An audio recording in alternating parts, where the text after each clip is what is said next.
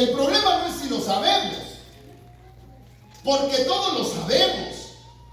Sabemos que nuestra realidad y para lo que somos llamados es para amar. ¿O no es cierto?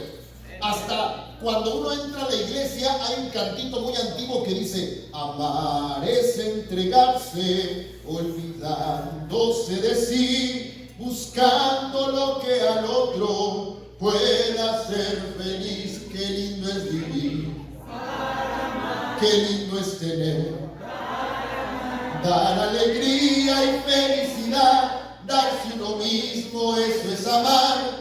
Dar alegría y felicidad, darse uno mismo, eso es amar. Pero el problema es cuando tenemos delante a la vieja que nos quitó al marido. Ahí sí nos decimos: qué lindo es vivir para amar.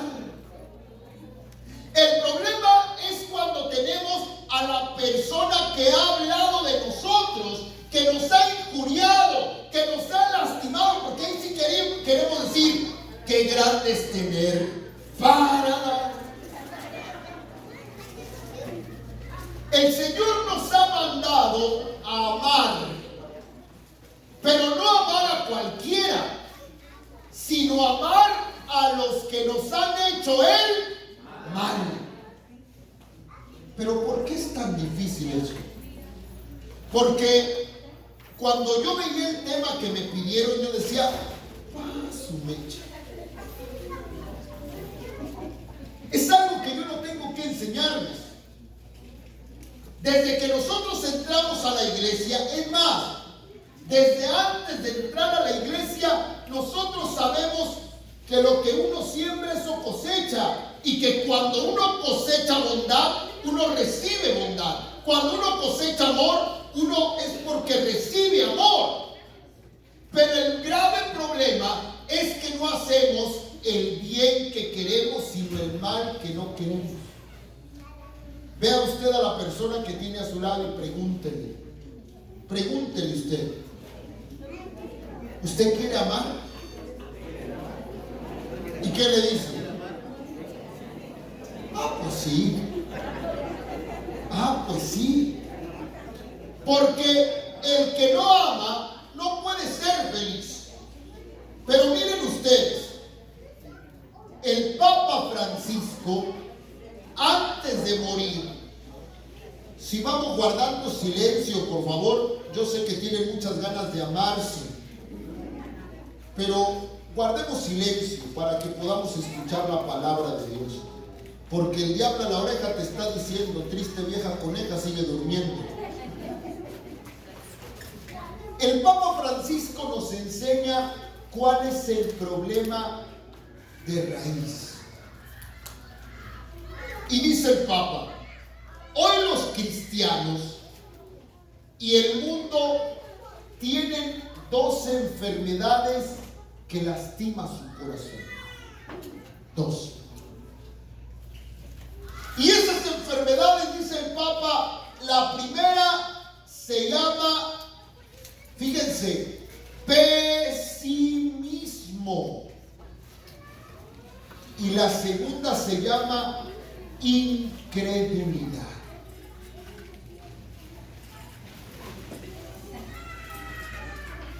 ¿Ustedes conocen ese tipo de personas que todos los días se levanta con una mentalidad negativa? Con una mentalidad pesimista. Qué difícil es convivir con una gente así. Es lo que los muchachos hoy llaman la tóxica o el tóxico. Porque don Contreras a todo le encuentra un pero, todo lo ve mal, todo lo ve con una mentalidad de derrota, una mentalidad estéril, una mentalidad pesimista. Una mentalidad pesimista es aquella mentalidad que se derrota antes de comenzar la batalla, que se deprime antes de tener el problema, que vive de una fantasía porque todavía no suceden las cosas, pero aquella persona está sufriendo por lo que ni siquiera ha sucedido. Hay gente que se empieza a enamorar, por ejemplo, y dice, voy a cortar todo. ¿Y por qué? Porque no quiero que me vaya a doler. Ni novio tienes y ya te estás cortando.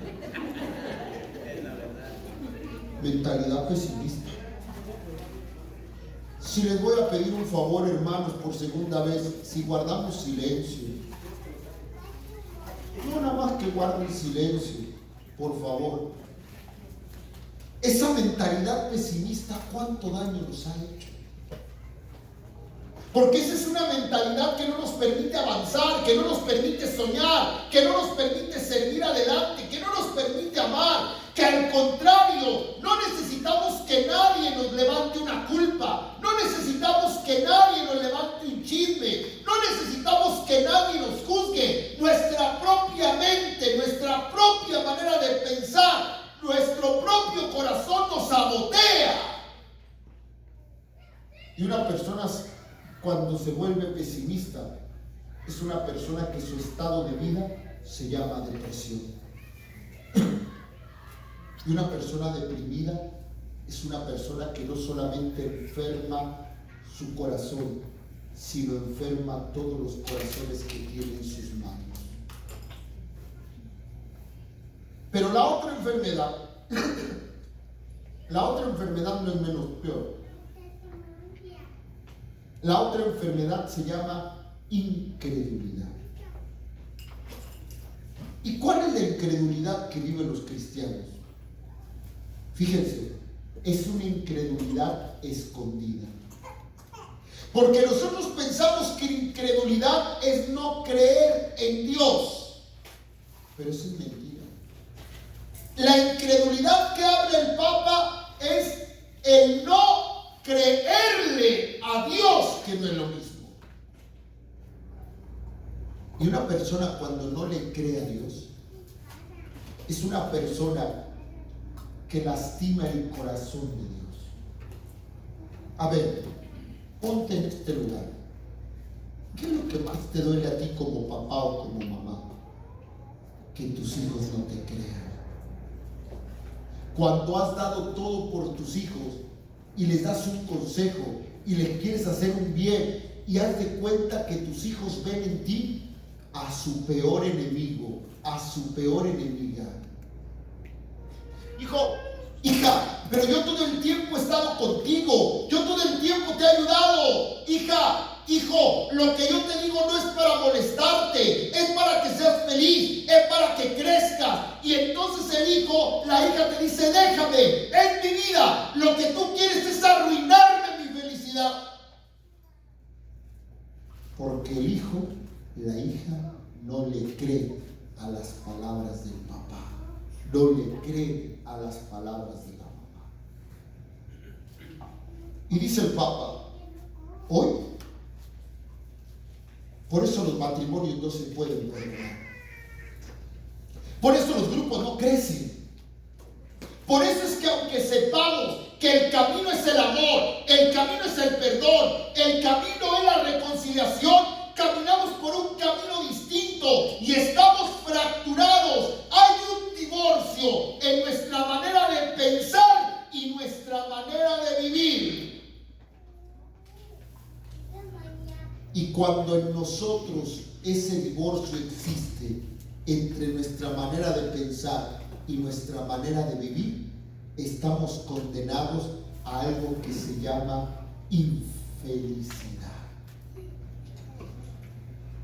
Porque no hay peor persona que pueda sentirse más culpable que piense una cosa y haga otra.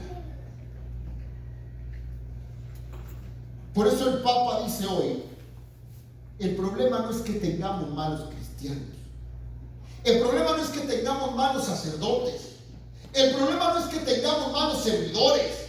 El problema es que tenemos sacerdotes, servidores, cristianos pesimistas, cristianos que tienen una mentalidad incrédula, que le han dejado de creer a Dios, que le han dejado de mirar la vida con optimismo, con fortaleza, con triunfo. Y qué triste es venir A veces levantamos las manos, hermano, y Dios quisiera que las levantáramos como hijos y las levantamos como esclavos. Nos parecemos al hijo pródigo, que a pesar de que pecó y fue y malgastó todo, cuando el padre lo estaba esperando, él estaba esperando con una mentalidad de padre, pero él no regresó con una mentalidad de hijo, él regresó con una mentalidad de esclavo. Así venimos a la iglesia, así oramos, así vivimos. Le hemos dejado de creer a Dios, hemos dejado de mirar lo que Dios ha hecho por nosotros, hemos dejado de mirar nuestra vida como una bendición. Nos quejamos de todo lo que pasa, nos quejamos y pensamos que nuestra vida no tiene solución porque le hemos dejado de creer a Dios. Por eso el Papa, este año jubilar, dijo: el único remedio para que podamos ser sanados es ser peregrinos de esperanza. Porque solo alguien que tiene esperanza puede perdonar a quien lo ha ofendido. Solamente una persona que vive con esperanza es aquella que no juzga para no ser juzgado.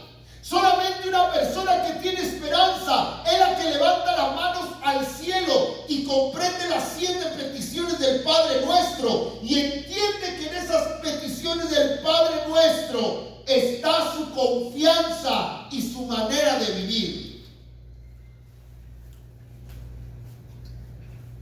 Nosotros necesitamos esperanza. ¿Quién quiere esperanza? ¿Quién necesita esperanza? Pero con esas ganas. Yo por eso digo, por eso sus hijos no vienen aquí a la iglesia. Porque para estar igual de jodidos que ustedes, mejor que no vengan. Amén. Se notara que estamos, se tiene que contagiar, se tiene que sentir. A mí me da tanta tristeza porque miren ustedes, yo no sé ustedes qué piensan cuando nosotros alabamos y bendecimos a Dios, pero ustedes no tienen temor de Dios. No se dan cuenta que nosotros le danzamos, le cantamos a lo más divino, a lo más sagrado, que no es venir para estar con los brazos cruzados, ni estar con las patas así. Es para tener una actitud, un corazón jovial, decir amén, yo lo creo, yo lo quiero, yo lo recibo, yo soy hijo de Dios. Amén. Den un aplauso, Señor.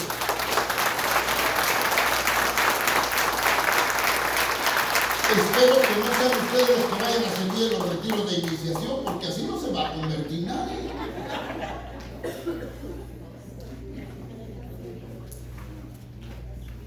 Necesitamos esperanza, pero el problema es que la esperanza es una virtud, es un regalo de Dios que está en medio de otros 2 regalos, que está entre la fe y la caridad. Pero esa esperanza que es una virtud, es una esperanza que no la puede dar el mundo. Es una esperanza que Dios la regala, que Dios la da en el corazón, que Dios la da para que brote de lo más profundo de nuestra vida. Pero esa esperanza que sana, que libera, que transforma, esa esperanza se da solamente en un momento muy especial de la vida. Cuando nosotros leemos el texto con el cual el Papa proclamó el jubileo de la esperanza, dice algo muy especial.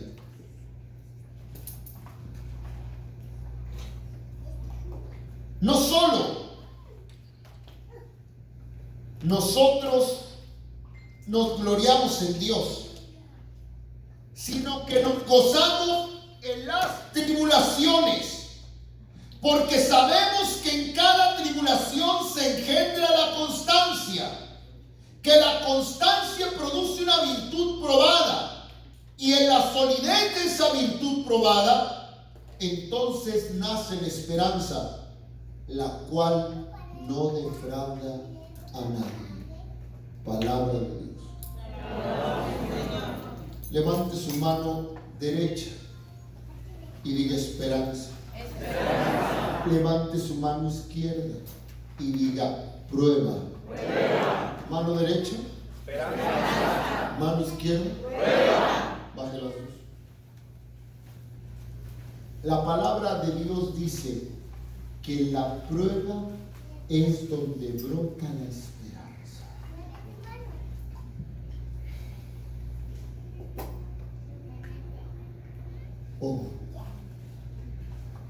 En la prueba es donde brota la esperanza.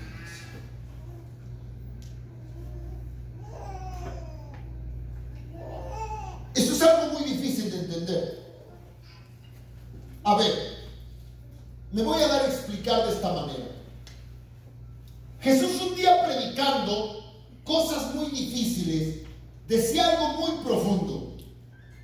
Decía Jesús: te alabo y te bendigo, Padre, porque estas cosas no las entienden los sabios ni los estudiados, sino los sencillos y los humildes de corazón.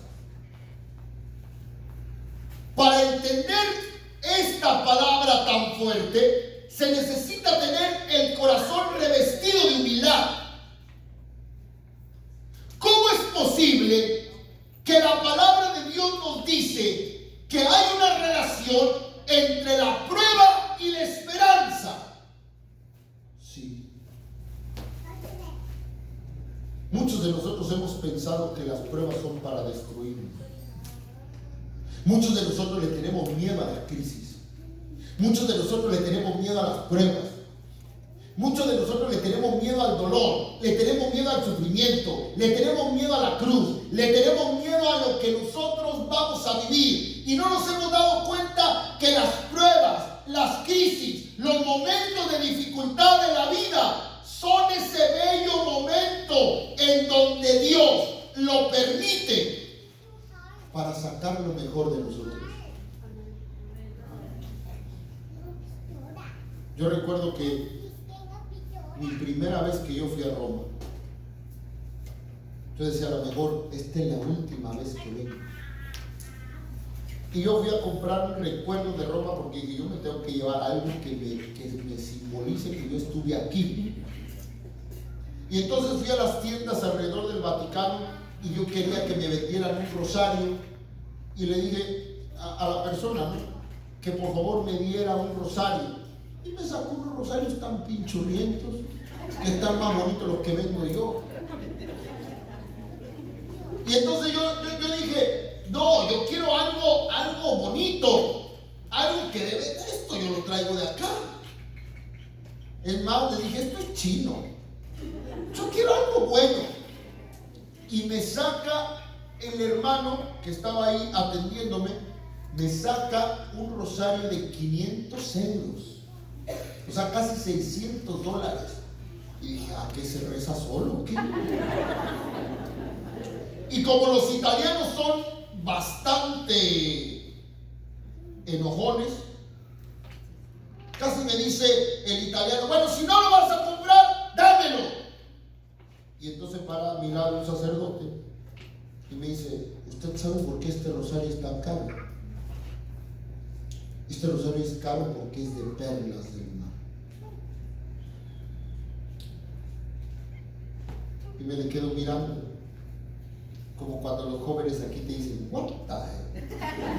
Sí se va aprendiendo bien, ¿verdad? ¿A poco no a veces se le quedan viendo a uno? ¿Sí o no? Cuando uno está predicando y, what the hell? Yo no sé si es bueno, hermano, pero así me dicen a uno. Y me dice, ¿tienes idea de qué es eso? Cuando las conchas en el mar se golpean con la piedra y se les hace un hoyito, se mete una arena en el mar. Y entonces la concha, como esa arena va lastimándole, hace una especie de baba que se va endureciendo alrededor de ese grano de arena. Y eso es la perla del mar. Y es cierto.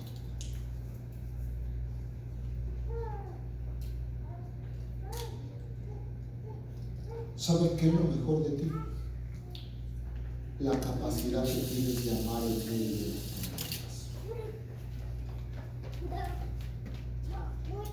¿Qué no te has dado cuenta que esa prueba que tú estás viviendo, que no te has dado cuenta que ese problema que te está haciendo tanto ruido en tu cabeza, que no te das cuenta que eso que tú estás pasando hoy, que pareciera ser que te sientes tan sola, tan solo, que pareciera que no hay solución, que no te das cuenta que eso Dios lo está permitiendo, aunque muchas veces no lo quiere, pero lo permite. Pero si lo permites, porque Él va contigo y te está acompañando y te está ayudando y te está guiando en medio de la prueba para saber madurar, para saber confiar, para hacer brotar en ti esperanza.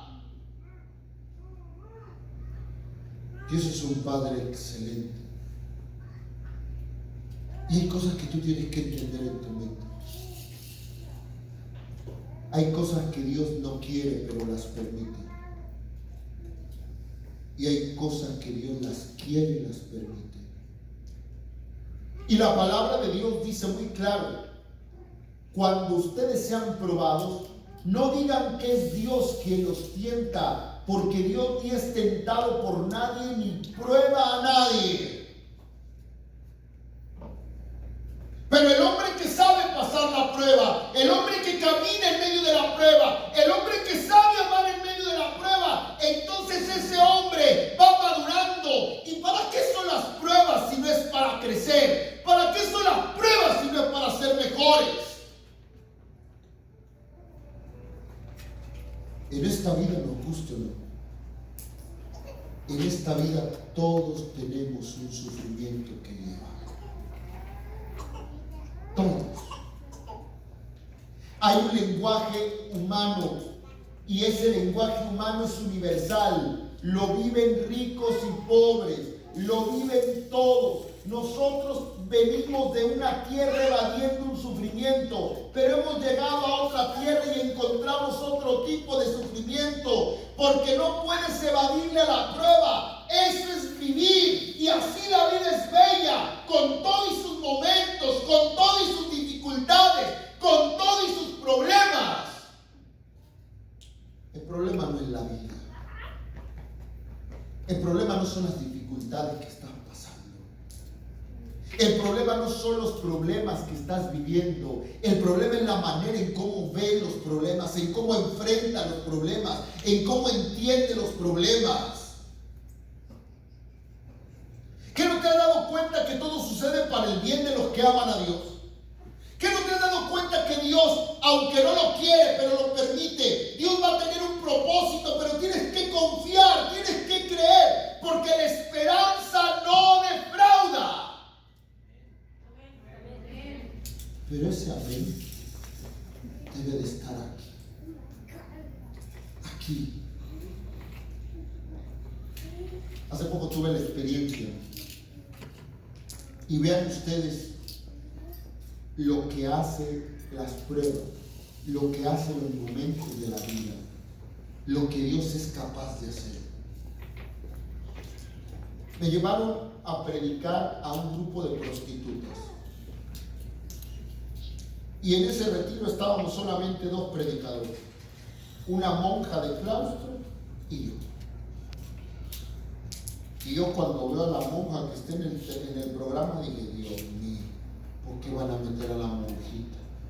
Ni siquiera una religiosa de vida activa, era una monja que estaba encerrada en el convento y la iban a meter con la prostituta, 150 muchachones de la vida alegre. Y dije, bueno, pues a ver cómo me va con la monja y las prostis. Y entonces estaba en el retiro y le digo a la coordinadora, ¿me permite por favor ver su programa? Y veo el programa y dice, primer tema, Pepe Nava. Segundo tema, Sor María de Jesús. Yo dije, ¿qué hay un error? ¿Cómo que primero yo y después la monja? Si yo soy el que grito y el que hablo fuerte, la monja, ¿qué va a hablar? Entonces le hablo a la coordinadora y le dije, mire, venga, creo que está mal aquí. ¿No le gustaría primero que predicara la monjita y después vengo yo? Así, mire, vengo, le grito, le parto su madre, hagamos una oración fuerte y que las prostis ahí se conviertan y ahí les doy una gritiza y todo. No, primero usted, después la monja. No friega, te dije. Ya empiezo yo a predicarles acerca de la mujer que vendía su cuerpo y que pagó y que traía el perfume de alabastro, y les comienzo a predicar acerca de cómo Jesús las ama y cómo Jesús, y ahí estaban las prostitutas, algunas llorando, otras enojadas. Bueno, terminé yo y dije, voy a sentar, quiero escuchar a la monja a ver qué les va a decir. Y se para la monja y les dice, muy buenas tardes. La saludo con mucho amor y con mucho cariño, una que salió de entre ustedes. Esa mujer había sido 10 años prostituta y ahora es la esposa de Jesús. Porque la esperanza no defrauda. Seguramente Dios no quiso nunca que su hija se prostituyera. Pero Dios tomó en medio de la prueba, Dios tomó en medio del desierto, Dios tomó en medio de la dificultad y escribió derecho en renglones torcidos. Dios no quiere lo que has vivido con tus hijos, Dios no quiere lo que has vivido con tu matrimonio. Sabes, a tu padre Dios le duele tu soledad, le duele tu corazón que se lastimó por el marido que se murió, por el hijo que vive la droga, por el hijo que está en la cárcel, por la esposa que se fue, por el hombre que te fue infiel, por el hijo que vive en la homosexualidad. A Dios le duele. Pero cuando se terminan tus fuerzas, entonces comienzan las fuerzas. Y la esperanza no defrauda a nadie. El problema es que eres pesimista. El problema es que has dejado de creerle a Dios. Ahora que fui a la cárcel, que estuve en Centroamérica, fui a la cárcel de Guatemala, y a la hora que terminé de predicar, el encargado de la prisión, un hombre ya viejo de unos 65, 66 años, me lleva ya a la salida del penal. Y justo cuando voy a salir, los guardias me detienen y me dicen, no puedes salir. Y pues uno cuando está dentro de la cárcel, imagínense, y te dice no puedes salir, yo bien paniqueado, y le pregunto al hombre, oye, ¿qué pasó? Me dice, espérate, ¿ya viste toda la familia que está afuera? Sí. Y cuando voy viendo, pasa un hombre bien peinado, arreglado, me dice, ¿qué preso? Hoy sale libre. Su familia ya lo está esperando. Y cuando me dice, hoy sale libre, por eso no podemos salir, a aquel hombre se le empieza a llenar sus ojos de lágrimas. Y me dice, ¿sabe una cosa? Escúcheme bien, hermano Pedro. Un día tú vas a salir de aquí. Porque yo le he creído a Dios. Y yo sé que Dios tarda, pero no olvida. Nunca olvida.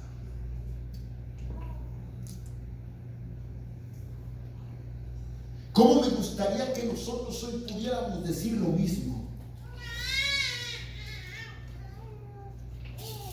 Es cierto que están pasando momentos de dificultad, es cierto que están pasando momentos de prueba, es cierto que están pasando momentos de enfermedad, es cierto que están pasando momentos difíciles en tu vida, pero Dios no olvida, tarda pero no olvida. ¿Y sabes qué es lo que Dios está haciendo? Dios te está llevando a otro nivel. Dios te está puliendo. Dios está trabajando en ti. Y con cada momento en donde pases en la prueba, hay una cosa que vas a comenzar a experimentar. Se llama consuelo divino. Pero para que tú entiendas eso, hoy quiero hablarte de la Escritura de un hombre que supo hacer eso, supo esperar, supo confiar, supo creer.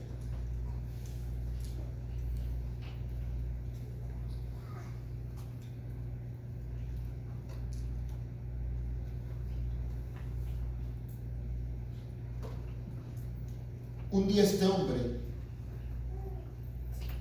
hizo una cosa que verdaderamente causó un problema en su vida. Él venía de robar a su propio hermano. Él venía de robarle la bendición a su hermano. Su hermano era un hombre cazador, era un hombre fuerte, era un hombre valeroso y él era un hombre de casa que tenía mamitis. Y la mamá a sus 40 años todavía le decía al hombre lo que tenía que hacer. Y este hombre llamado Jacob agarró y tomó a fuerza la bendición de la primogenitura de su hermano. Y cuando el hermano lo descubre, Jacob tiene que huir porque el hermano lo quiere matar. Le ha robado todo. Y mira lo que pasa. En cuanto Jacob partió de Bersabé, dirigiéndose a Harán, al llegar a cierto lugar, queriendo reposar allí, después de que entró el sol, agarró una de las piedras que estaba en el suelo y se la puso de almohada. Y allí se quedó dormido. Imagínate lo que venía Jacob. Él venía huyendo, caminando todo el día en él desierto. La gente que ha cruzado este país por el desierto sabe de lo que le estoy hablando. Ha visto morir a gente a su lado. Imagínate lo que es caminar por el desierto y no tener nada. Este hombre venía perseguido todo el día bajo el peso del calor, bajo el peso del sol, y estaba tan cansado que agarró una piedra, dice la palabra, y se la puso por almohada y ahí se acostó en medio de la nada. ¿Sabes cómo se siente uno cuando te dicen que tu hijo está fumando marihuana? Imagínate que tú te veniste para vivir un mundo mejor aquí y ves que tu hijo está drogando. Sientes que tu vida está en la nada. A veces te cuestionas qué he hecho como madre, qué he hecho